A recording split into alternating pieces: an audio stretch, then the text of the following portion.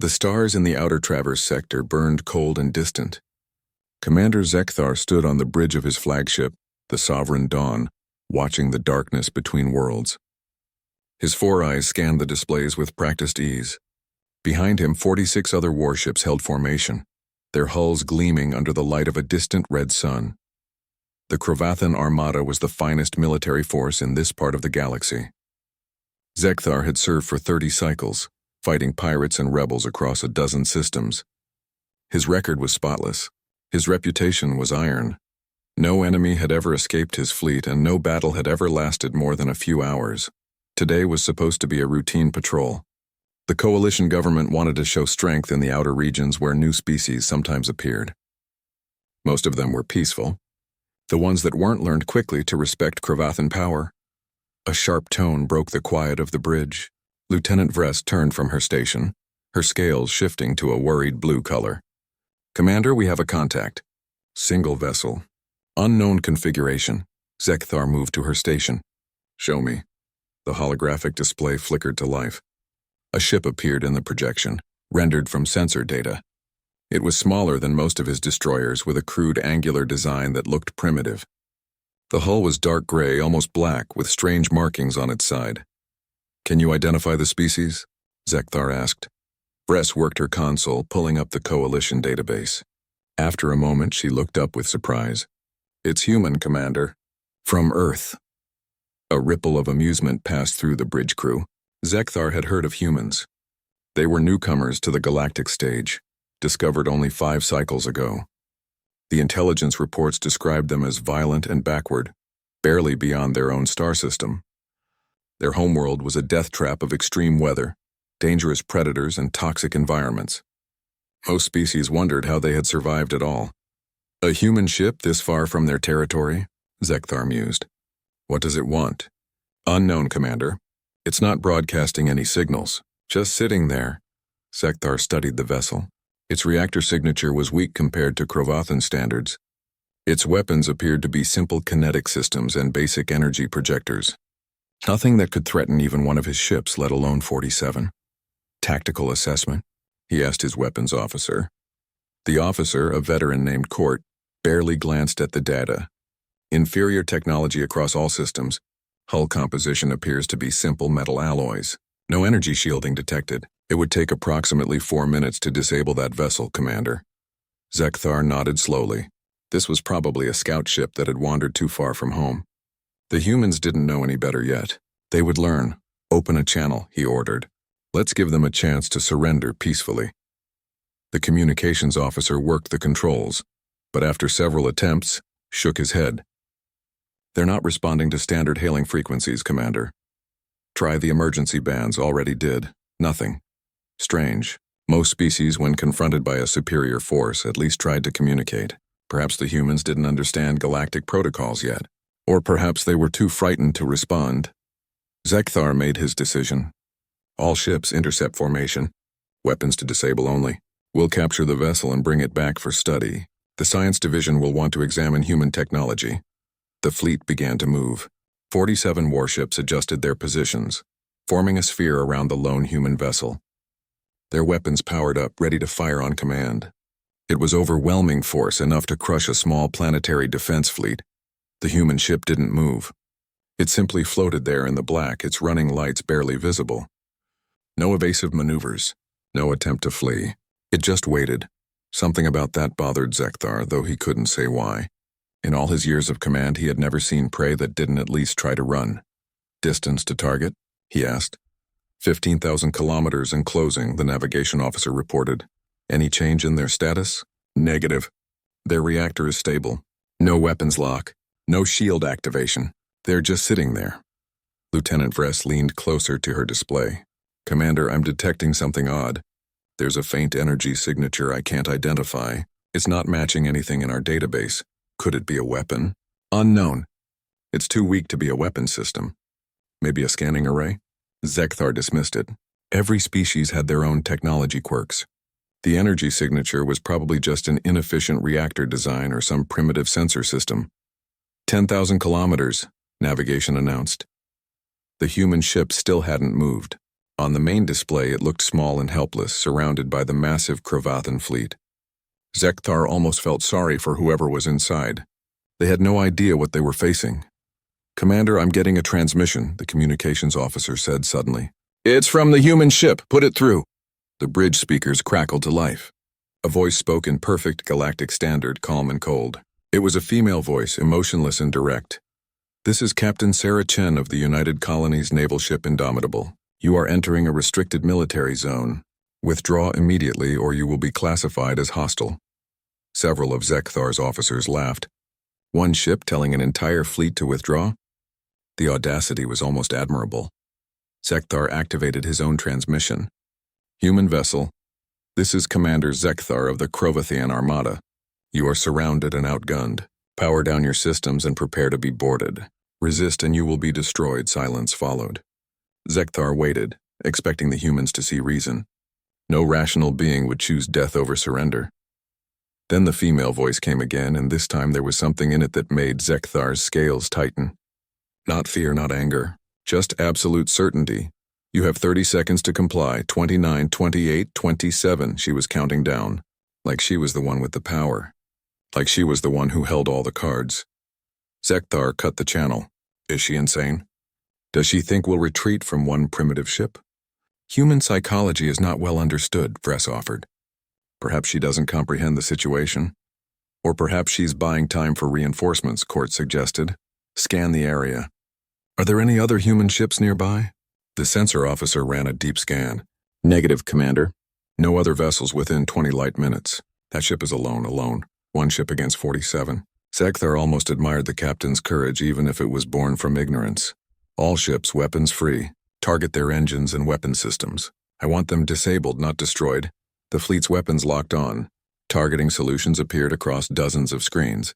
The human ship was painted by hundreds of targeting lasers. Through the speakers, that calm voice continued counting. 10, 9, 8. Zekthar settled into his command chair. This would be over in moments. 3, 2, 1, 0. "Fire," Zekthar commanded. The fleet opened fire. Energy beams and kinetic rounds streaked toward the human ship from all directions, and then the impossible happened. The human ship vanished, not destroyed. Not exploded, simply gone, as if it had never been there at all. Alarms screamed across every ship in the fleet. Sensor displays went wild. Officers shouted in confusion. "Where did it go?" Zekthar roared. "Find it!" Lieutenant Vress stared at her screen in disbelief. "Commander, I don't know. It just disappeared. No debris, no energy signature, nothing. It's like it jumped into faster than light, but that's impossible at this range." Zekthar felt cold dread creep up his spine. Ships didn't just vanish. Physics didn't work that way. "Find that ship," he said quietly. "Find it now." The sensors swept the area desperately. Seconds passed like hours. Then Vress gasped. "Contact! It's behind us." Inside the formation, Zekthar spun toward the display. The human ship had reappeared, but now it was in the middle of his fleet, less than 2 kilometers from the nearest destroyer. And its weapons were firing. 3 hours earlier, Captain Sarah Chen stood in the briefing room of the UCNS Indomitable, looking at the faces of her senior officers. The room was small and efficient, like everything else on a human warship. No wasted space, no decorations, just function. "We've received new orders from Fleet Command," she said, activating the holographic display. A star map appeared showing the outer traverse sector. "We're to conduct reconnaissance in this area. Intelligence suggests increased Crovathan activity." Her executive officer, Commander James Park, frowned at the map. "That's pretty far from our normal patrol routes." "Are they expecting trouble?" "Unknown. But Command wants eyes out here, and we're the closest ship." Sarah zoomed in on a specific region. "We'll hold position here and observe. If we detect anything unusual, we report back." Standard recon protocol. Lieutenant Maria Santos, the tactical officer, spoke up. "What if we're detected first? The Crovathan don't have a reputation for asking questions." Sarah's expression didn't change. "Then we follow first contact protocols. We warn them off. If they don't listen, we defend ourselves." The room went quiet. Everyone knew what that meant. The Indomitable was alone out here, days away from any support. If fighting started, they would be on their own. "The Crovathan field large fleets," Park said carefully. Current intelligence puts their standard patrol group at 40 to 50 ships. We're one destroyer. I'm aware of the odds, Commander. Sarah looked at each officer in turn. But those are our orders. We go where we're sent. We do what needs to be done. That's why we wear the uniform. She could see the worry in their eyes, but also the determination. These were good people, trained by the best military in human history. Earth didn't produce weak soldiers. Couldn't afford to. Any questions? Sarah asked. Lieutenant Yuki Tanaka, the chief engineer, raised her hand. Permission to speak freely, Captain? Granted. If we do end up in a fight, the jump drive will be critical. I need authorization to run it hot outside normal safety parameters. Sarah nodded. You have it. Do what you need to do, Lieutenant. I trust your judgment. The meeting continued for another hour, going over contingencies and scenarios. When it ended, the officers filed out, leaving Sarah alone with Park. You think it'll come to shooting? He asked quietly. Sarah walked to the viewport, looking out at the stars. I hope not. But hope isn't a strategy. The crew is ready. They know what's at stake. I know they are. Sarah turned to face him. That's what worries me. They're ready to die out here if they have to, but I'm going to do everything I can to make sure that doesn't happen. Park nodded and left. Sarah remained at the viewport for a long time, thinking about Earth. About the long road that had brought humanity to the stars. Humans were new to the galaxy, but war was old to humans, ancient, written into every part of their history and culture. While other species had evolved on gentle worlds with abundant resources, Earth had forged humanity in fire and ice and endless struggle. Every generation of humans had fought for survival, against the cold, against hunger, against each other. They had learned lessons that softer species never needed to learn, lessons about sacrifice and determination and the will to survive no matter the cost. When humanity finally reached the stars, they brought those lessons with them. The United Colonies didn't build exploration ships first. They built warships. Because humans knew the universe was dangerous. They had learned that truth in blood over 10,000 years of history. Now, Sarah and her crew were about to test whether those lessons were enough. The Indomitable jumped into the outer traverse sector 2 hours later. The ship emerged from faster-than-light travel in a flash of exotic radiation, its sensors immediately scanning the surrounding space. Clear scan, reported the sensor officer. No contacts within 20 light minutes. Take us to the observation point, Sarah ordered. Minimum emissions. Passive sensors only. The ship glided through the dark, its reactor running cool and quiet. For 6 hours, nothing happened. The crew maintained watch rotation, staying alert but relaxed. This was familiar work. Boring work. Then the sensors detected something. Contact, the sensor officer announced. Multiple ships bearing 273. Distance 18 light minutes and closing. Sarah moved to the tactical station. How many? Counting now. At least 40. Wait, more coming into range. 45, 47, they're in fleet formation, 47 ships. Sarah felt her heart rate increase slightly, then forced it back to normal. Training took over. Identification? Crovathan signatures confirmed. It's a full armada, Captain. The bridge crew looked at her. Sarah kept her face calm. Did they detect us? Unknown. Their formation is changing. They might be sweeping the area. Sarah made her decision. Helm hold position. Maintain emission silence. Let's see what they do. Minutes passed.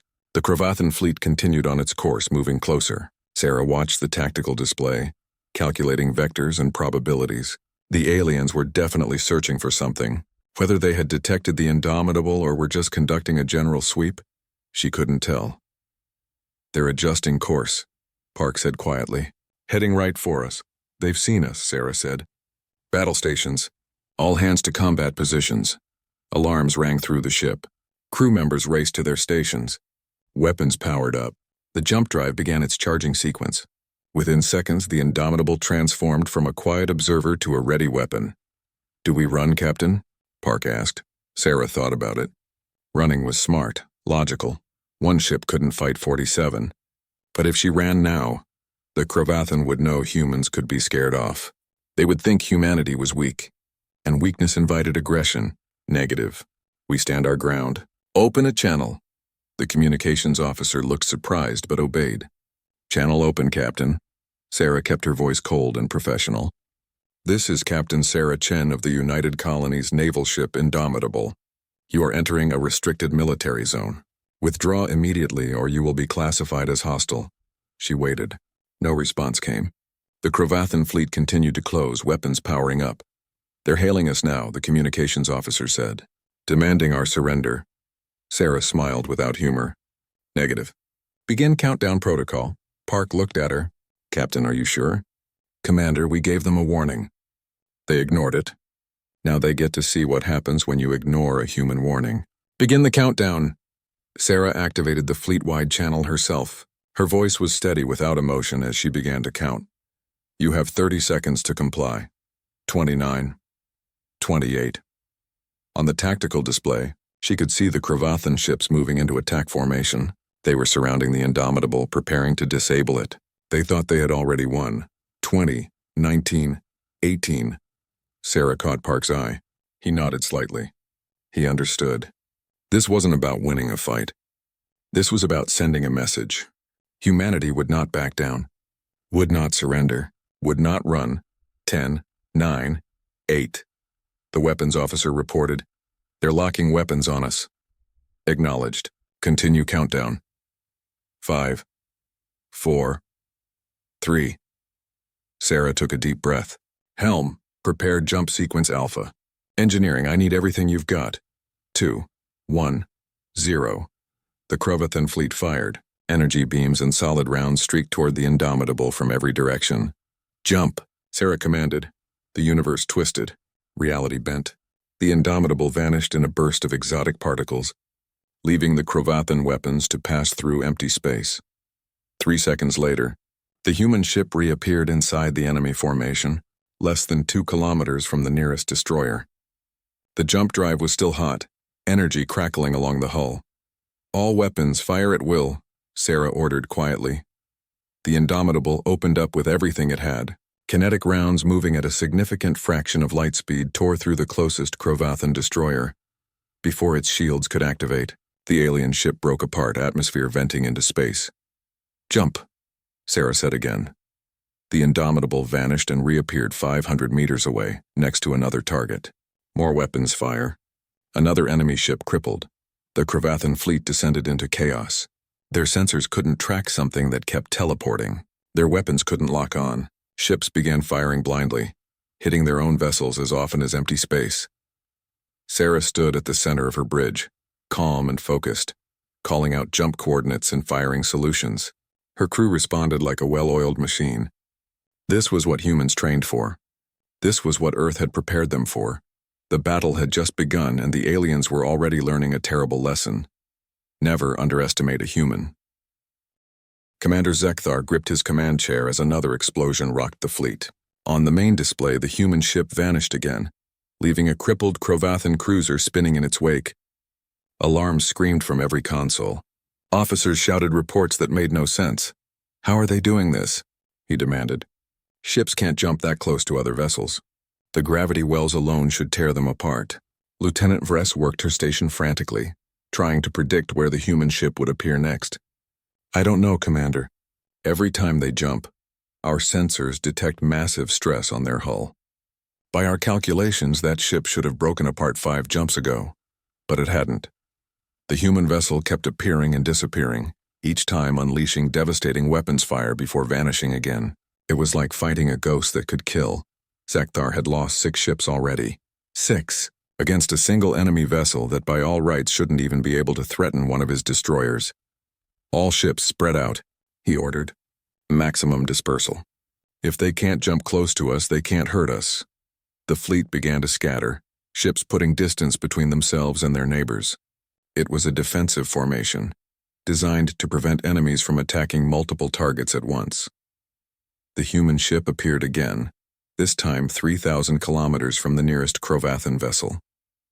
Too far for an effective attack. Zekthar felt a moment of hope. Maybe his strategy would work. Then the human ship fired something different. Not energy beams. Not the kinetic rounds that had torn through his ships. Something else, missiles incoming, the weapons officer shouted. High velocity, multiple warheads. Time to impact 40 seconds. Point defense engage. The Crovathan ships opened up with their defensive weapons. trying to shoot down the incoming missiles. They got most of them, but not all. 3 missiles got through. They didn't explode on impact. Instead, they released dozens of smaller warheads that scattered across the battlefield. Each one locked onto a different ship and accelerated to impossible speeds. The submunitions slammed into Cravathon hulls with kinetic force that exceeded anything the aliens had seen. 2 more ships went dark, their systems failing. Another lost its main reactor and began drifting. Zekthar realized with growing horror that he was losing this battle. His superior numbers meant nothing. His technological advantage was an illusion. The humans had found a way to fight that broke every rule of galactic warfare. "Get me a tactical analysis," he barked at Court. "There has to be a pattern, a weakness we can exploit." Court worked his console, reviewing the battle data. After a moment, he looked up with confusion. "Commander, their ship is taking damage. Multiple hits have penetrated their armor, but they're still fighting at full capability. How is that possible? Their systems must be redundant. We've damaged their hull in 15 places, but none of those hits disabled anything critical. It's like they designed the ship to keep fighting even after catastrophic damage." Zekthar thought about that. The Cravathon built their ships with efficiency in mind. 1 reactor, 1 command center, 1 set of weapons. Destroying key systems would disable the entire vessel. It was logical and resource-effective. But humans apparently didn't think that way. They had built a ship that could take punishment that would cripple any Cravathon vessel and keep fighting. It was wasteful, inefficient, and brutally effective. "New contact," Vress called out. "The human ship is charging weapons again. They're targeting the Night Wind." The Night Wind was one of their heavy cruisers, a powerful vessel with thick armor and strong shields. If the humans were targeting it, they must be running low on easier targets. "Night Wind, evasive maneuvers," Zekthar ordered. "All nearby ships cover its withdrawal." But the human ship didn't jump close this time. It held position and fired its main gun, a single round moving at a terrifying velocity. The Night Wind's shields caught it, flared bright, and held. Then the round detonated. Not a normal explosion, something else. The shields collapsed instantly, overloaded by electromagnetic pulse. Before the Night Wind could react, a second round followed. This one punching through the unprotected hull and detonating inside the ship. The Night Wind broke in half, both sections tumbling through space. Zekthar felt cold fear settle in his chest. These humans weren't just lucky. They weren't just using unexpected tactics. They were systematically dismantling his fleet with weapons and strategies designed specifically for killing. "Commander, I'm receiving reports from all ships," the communications officer said, his voice shaking. "Captains are requesting permission to retreat. Morale is collapsing." Zekthar wanted to give that order. Every instinct screamed at him to run, to preserve what remained of his fleet. But pride and duty held him in place. He was Cravathon. He had never retreated from battle. His ancestors had built an empire that spanned hundreds of worlds. He would not be the commander who broke that tradition. "Negative. All ships maintain formation. We will destroy this human vessel." But even as he gave the order, Zekthar knew it was desperation talking. He was trying to fight an enemy that operated on completely different principles, an enemy that seemed to welcome damage, that accepted casualties as inevitable, that fought with a savagery he had only read about in historical texts. The human ship jumped again. This time it appeared directly in front of Zekthar's flagship, less than a kilometer away. Close enough that he could see it through the viewport with his own eyes. The ship looked wounded. Sections of its dark hull were scorched and torn, atmosphere vented from several breaches. But its weapons were still active, still tracking targets with cold precision. For a moment Zekthar locked eyes with that vessel, as if he could see through its hull to the captain inside. He wondered what kind of being could command a ship to fight like this. What kind of species produced warriors this relentless? Then the human ship fired, point-blank range. The flagship's shields held for exactly 2 seconds before collapsing. Kinetic rounds tore into the hull, shredding armor and destroying systems. Zekthar was thrown from his chair as the ship shook. Emergency lights activated. Alarms wailed. He could hear the hull groaning under stress, could smell the acrid scent of burning electronics. "Damage report," he shouted. "Main weapons offline," Court reported. "Shields down. Reactor at 60%. We're still mobile, but we can't fight." The human ship jumped away, already seeking its next target. Zekthar pulled himself back into his chair, watching his fleet die around him. 13 ships destroyed, 9 disabled, the rest damaged and scattered, all because of one human warship. Lieutenant Vrest turned to him, her scales pale with fear. "Commander, what do we do?" Zekthar looked at the tactical display. He thought about his career, his reputation, his duty to his people. Then he thought about his crew, and all the crews in the other ships, and how many of them would die if he let pride rule his decisions. He reached for the communications console. "All ships, this is Commander Zekthar. Cease fire. Prepare to broadcast surrender." The bridge went silent. Officers stared at him in shock. Court opened his mouth to protest, then closed it. They all knew it was the only choice left. Zekthar activated the general channel, the one that would reach every ship, including the human vessel. His voice was steady despite the shame burning in his chest. "Human ship Indomitable, this is Commander Zekthar of the Krovathan Armada. We surrender. Cease fire and we will withdraw." He waited. Seconds stretched out. The human ship held position, weapons still active. Then that cold female voice responded, and what she said made Zekthar's blood run cold. "Surrender rejected. You were warned, Commander. You chose to attack. Now you will be disabled and left adrift. Next time you see a human ship, remember this moment. Remember that humans don't bluff. Remember that we gave you a chance." The channel cut off. The human ship jumped again, and the slaughter continued. Zekthar slumped in his chair, watching helplessly as the Indomitable methodically crippled the rest of his fleet. The humans weren't killing them. They were making a point, leaving survivors who could tell the story. Survivors who would spread the word across the galaxy. He had thought humans were primitive, weak, easy prey. He had been wrong, terribly, catastrophically wrong, and now the entire galaxy would learn from his mistake. Captain Sarah Chen watched the last Krovathan ship go dark on her tactical display. 47 contacts, all disabled or destroyed. The Indomitable floated among the wreckage, its weapons still hot, its crew still at battle stations. "Ceasefire," she said quietly. "All stations stand down from combat alert. Damage control teams begin repairs." The bridge crew relaxed slightly, but the tension didn't fully leave. They had won, but the cost was visible everywhere. Sparks fell from damaged ceiling panels. Several consoles were dark. The air smelled of burnt plastic and ozone. Commander Park approached her station. "Status report, Captain. We took 63 direct hits. Armor breaches on decks 4, 7, and 9. 2 of our point defense systems are offline. Jump drive is operating at 70% capacity. Casualties are light, mostly minor injuries from when we took that last salvo." Sarah nodded, absorbing the information. "And the Krovathan fleet?" 13 ships destroyed.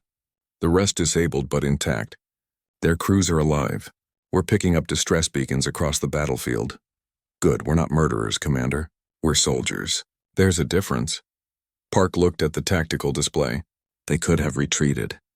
"Why didn't they?" "Pride, probably, or duty. Maybe both."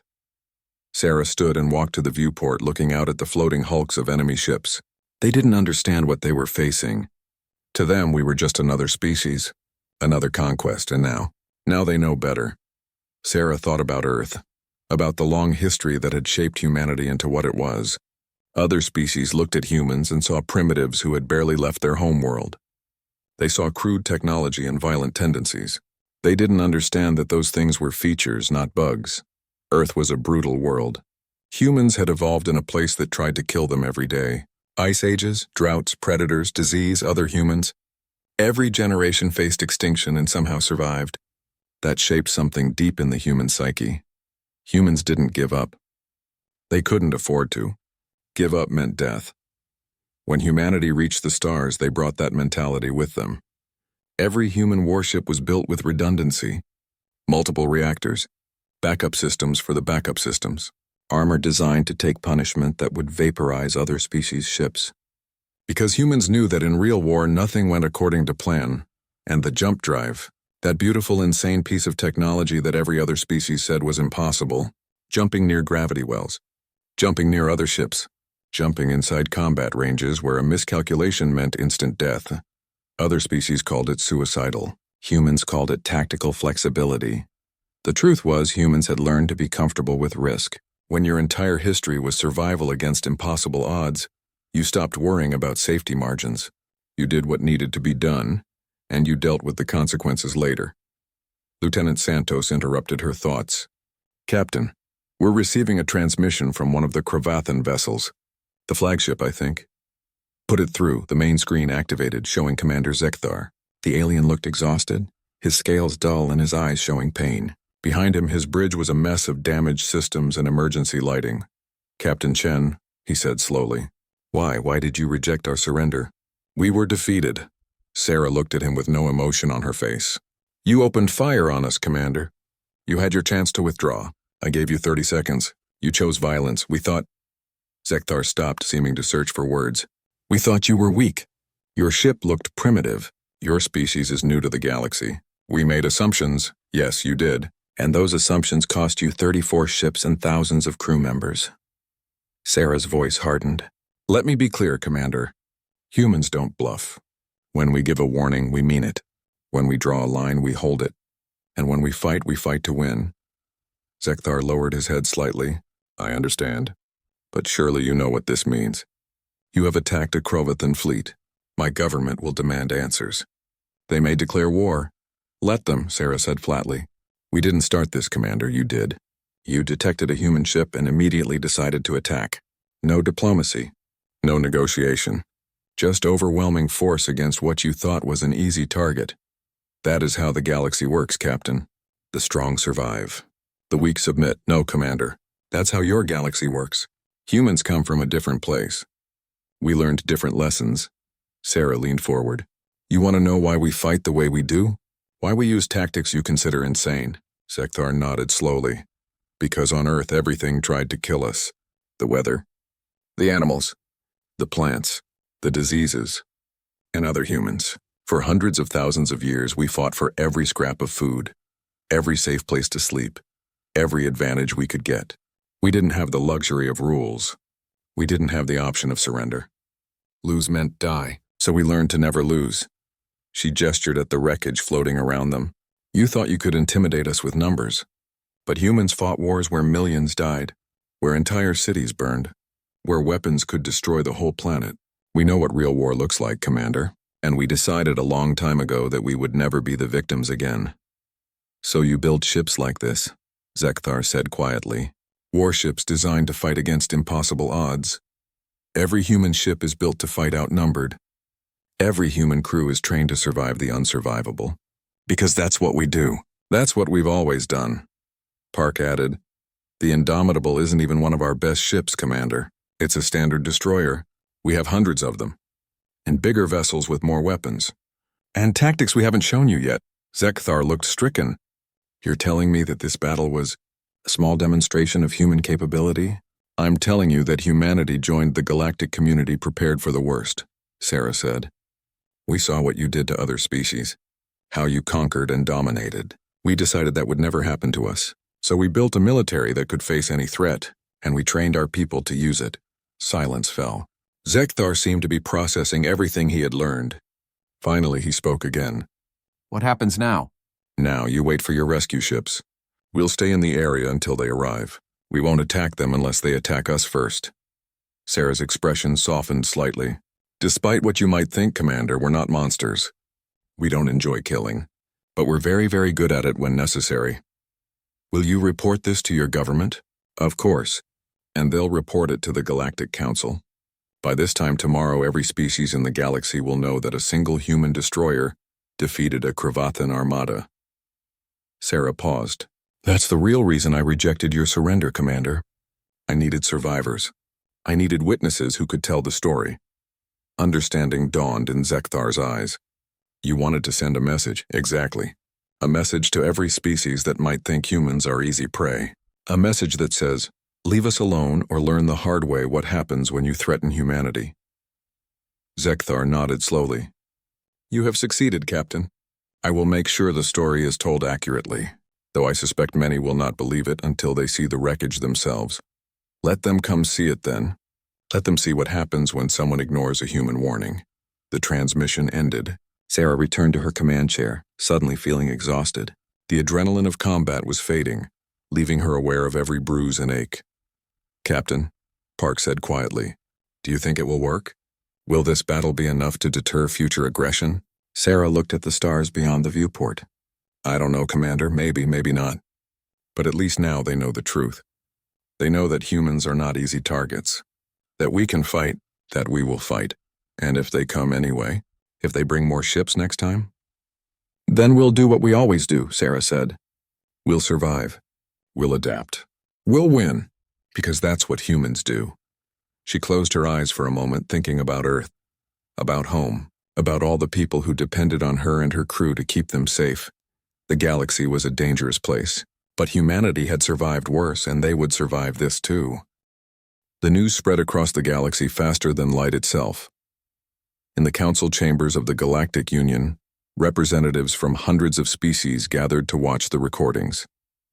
The footage had been transmitted by surviving Crovathan crew members, captured by their ship sensors during the battle. It showed everything. The warnings ignored, the overwhelming firepower, the single human ship vanishing and reappearing like a predator in the dark.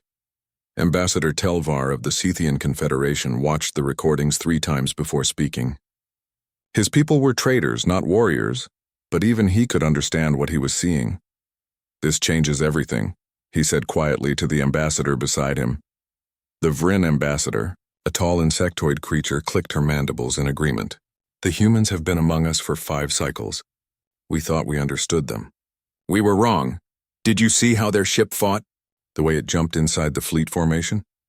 That violates every safety protocol we have. Because it's insane, the Vryn ambassador replied. The gravitational stress alone should have torn that vessel apart. But they did it anyway. Multiple times.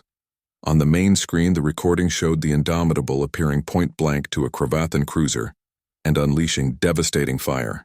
The alien ship broke apart, atmosphere streaming into space. They're not like us, Telvar said. We fight wars with rules, with honor, with mercy. These humans fight like they're trying to survive extinction. Perhaps they are, an older voice said behind them. Both ambassadors turned to see High Counselor Nexthar, the eldest member of the council. The ancient being moved slowly to stand beside them, all 6 of his eyes fixed on the screen. I have been studying human history, Nexthar continued. Their world is remarkable and terrible. They evolved on a planet that tried to kill them constantly. Extreme temperatures, violent weather, dangerous predators everywhere. And yet they survived. More than survived. They conquered their entire world. Many species have difficult homeworlds, the Vryn ambassador protested. Not like Earth, Nexthar said. I have read their history. They fought wars that killed millions. They invented weapons that could destroy their whole planet. They survived ice ages and plagues that should have ended their species. Every generation faced extinction, and every generation refused to die. The recording showed the human ship taking hit after hit, its armor torn and breached, but continuing to fight with undiminished effectiveness. Look at how they build their ships, Nexthar pointed. Redundant systems, multiple reactors, armor that accepts damage rather than trying to prevent it. They expect to be hurt. They plan for it. Because to them, pain is just part of survival. Telvar felt a chill run through his body. Are you saying humans are a threat to the entire galaxy? I am saying that humans are a new factor we must consider very carefully. Nexthar gestured to the screen. Commander Zekthar had 47 ships. He thought that was enough to force one human vessel to surrender. He was wrong. Now we must ask ourselves how many ships would be enough. The question hung in the air. No one wanted to answer it. The recording ended. The council chamber fell silent as members processed what they had seen. Finally, the council speaker called for order. We have all witnessed the incident in the outer Traverse sector. The question before us is simple. How should the galactic community respond to this display of human military capability? Voices erupted across the chamber. Some called for sanctions against humanity. Others demanded military action. A few suggested diplomacy and negotiation. The debate raged for hours. Meanwhile, across the galaxy, others were watching the same recordings and drawing their own conclusions. In a military complex on the Crovathan homeworld, Admiral Krevsor reviewed the battle footage for the 20th time. He was the supreme commander of all Crovathan forces, responsible for protecting an empire that spanned 50 star systems. Run the analysis again, he ordered his tactical staff. The junior officers complied. Holographic displays showed attack patterns, weapon effectiveness, damage assessments. The numbers were damning. The human ship sustained over 60 direct hits, one officer reported. By our calculations, any one of those hits should have been catastrophic. Yet they continued fighting at near full effectiveness throughout the engagement. Their armor is primitive but effective, another added. Dense metals, layered construction. It's heavy and inefficient, but it works. They accept weight penalties that we would never tolerate. Krevsor studied the tactical breakdown. What about their jump technology? Revolutionary, Admiral. And terrifying. They can jump into combat ranges we consider impossible. The stress on their hull and crew must be enormous, but they do it anyway. Could we replicate it? The officer hesitated. Theoretically, yes. But it would require relaxing safety standards to levels we consider unacceptable. The risk of catastrophic failure is over 30% per jump. Humans accept those risks, Krevsor said quietly. They built an entire combat doctrine around technology we consider too dangerous to use. He straightened. Send word to the fleet. All encounters with human vessels are to be avoided unless absolutely necessary. If contact is unavoidable, maximum diplomatic courtesy is to be observed. His officers stared at him in shock. The Crovathan did not back down. They did not show weakness. Admiral, surely we can't let this stand, one brave officer protested. Our reputation across the galaxy depends on strength. If we appear weak, we are weak, Krevsor interrupted. Compared to a species that fights like humans do, we are soft, complacent. We have grown comfortable with our dominance. We forgot that the universe rewards the ruthless.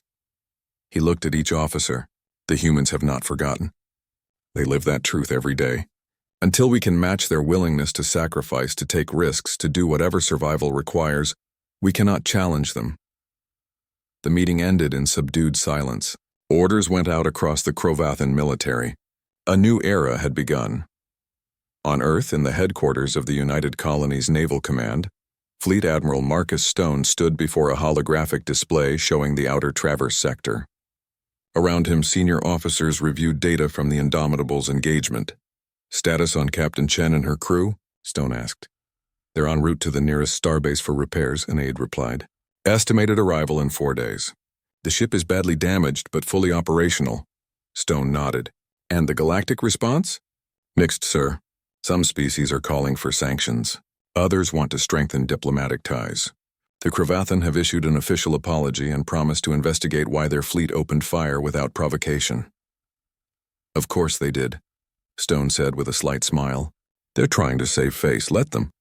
We're not interested in conquest or revenge. We just needed to make a point. Sir, if I may ask, a younger officer said hesitantly, was this the intended outcome? Did we expect a single destroyer to defeat an entire armada? Stone looked at the officer. Expected? No. Hoped for? Yes. Prepared for? Absolutely. He gestured to the display. Every human warship is designed to fight outnumbered. Every captain is trained to win against superior forces. Because we know the galaxy is dangerous and we know we're newcomers. We can't match the established powers in numbers, so we match them in capability. And if they bring more ships next time, then we bring more ships too, Stone replied. We have 300 destroyers like the Indomitable, 50 cruisers, 12 carriers, and production facilities building more every day. We're not looking for a fight, but if one comes, we'll be ready. He pulled up a tactical map showing Earth and its colonies. Our ancestors survived the worst that Earth could throw at them. Wars, plagues, disasters that should have ended humanity. We learned from all of it. We learned to be paranoid, to be prepared, to never ever assume we were safe. Stone looked around at his officers. The galaxy is learning that now. Learning that humans don't bluff. That we mean what we say. That attacking us has consequences. He smiled grimly. Some species will respect that. Some will fear it. And some will test it. But they'll all learn the same lesson Commander Zekthar learned. You don't threaten humanity and walk away unscathed. Far out in space, the UCNS Indomitable limped toward safety. Its hull scarred and burned, but its crew proud. They had sent a message. They had shown the galaxy what humanity was capable of. In the mess hall, crew members shared stories and celebrated their survival. In engineering, Lieutenant Tanaka supervised repairs, already planning improvements. On the bridge, Commander Park reviewed the battle logs, learning from every mistake. And in her quarters, Captain Sarah Chen sat alone, writing her report. She chose her words carefully, knowing that history would judge this moment. The moment when humanity announced itself to the galaxy, not as explorers or diplomats, but as warriors who could not be intimidated. She wrote about the battle, about her crew's courage, about the warnings given and ignored, and she wrote about the future. Humanity has entered a new phase, she typed. We are no longer unknowns on the galactic stage.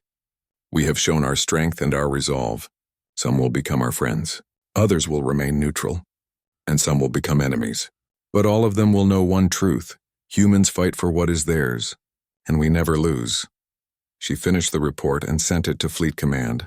Then she walked to her viewport and looked at the stars. Somewhere out there, the galaxy was watching, learning, adjusting to this new reality where humans were not prey but predators, where Earth's children had grown up and claimed their place among the stars. Sarah smiled slightly. Let them watch. Let them learn. Humanity was here to stay, and they were armed.